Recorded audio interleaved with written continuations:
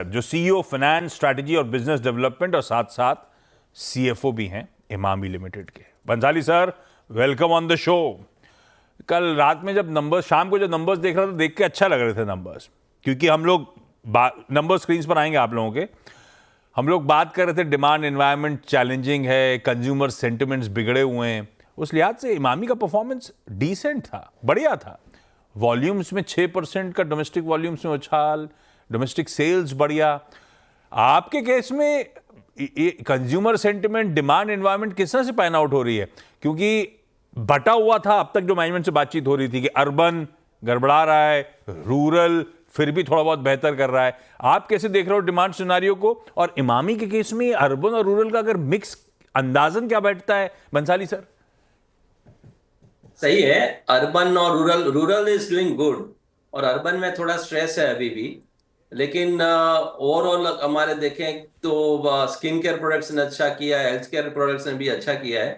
तो इस क्वार्टर में इसीलिए जो हमारे जो कोर बिजनेस है डोमेस्टिक बिजनेस का, उसमें 9% का ग्रोथ है and which is led by 6% volume growth overall. और ये लगता है ये ट्रेजेक्टरी थोड़ा अच्छा रहेगा going forward also, because this was led by summer brands and also the health care products, while other products have also done reasonably well. लेकिन ये दोनों ने अच्छा किया है, परफॉर्म अच्छा किया है and is in line with the expectation.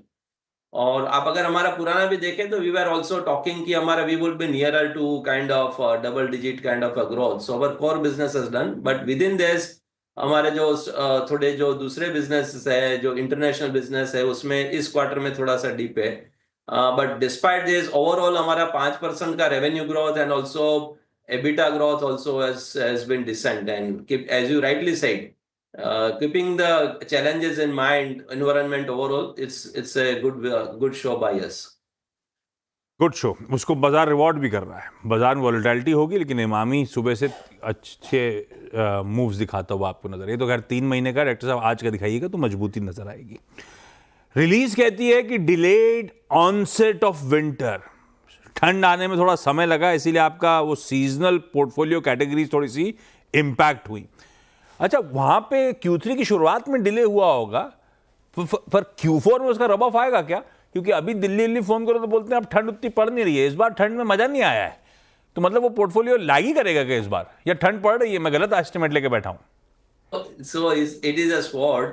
अब वो विंटर अगर ज्यादा एक्सटेंड करता है तो देन द समर इंपैक्ट कर जाता है,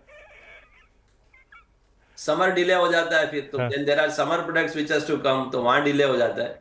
सो ब्रॉडली लेकिन हम लोग को लगता है बाय द फरवरी मार्च तक में समर भी अच्छा आना चाहिए। This year had been good, monsoon भी अच्छा रहा। तो ओवरऑल जो रूरल साइड के लिए जो जितने भी उनके जो फैक्टर्स है दैट हैज प्लेड वेल। खाली एक हमारे इन्फ्लेशन, जो ओवरऑल इन्फ्लेशन का, थोड़ा सा अनएम्प्लॉयमेंट के डेटा का, वो सब का थोड़ा सा इम्पैक्ट रहा लगता है। But broadly, we feel that the trajectory has to move from the next quarter, from next to next quarter also. We are very optimistic about the growth. Bhansali sir की कमेंट्री सुनिए। अर्बन स्ट्रेस है, inflation के issues हैं, job creation की दिक्कतें हैं। Madam Sitharaman सुन रही होंगी। उम्मीद करता हूँ सैटरडे को जब प्रेजेंट करेंगे यूनियन बजट तो ये सब चीज़ों को, दिक्कतों को एड्रेस करने की कोशिश होगी। ये सब है, मतलब हम ऐसी रिपोर्ट से कह रही थी, बंसाली सर आपको ग्राउंड रियलिटी बता रहे हैं, ये सब दिक्कतें हैं मार्केट प्लेस में इस समय।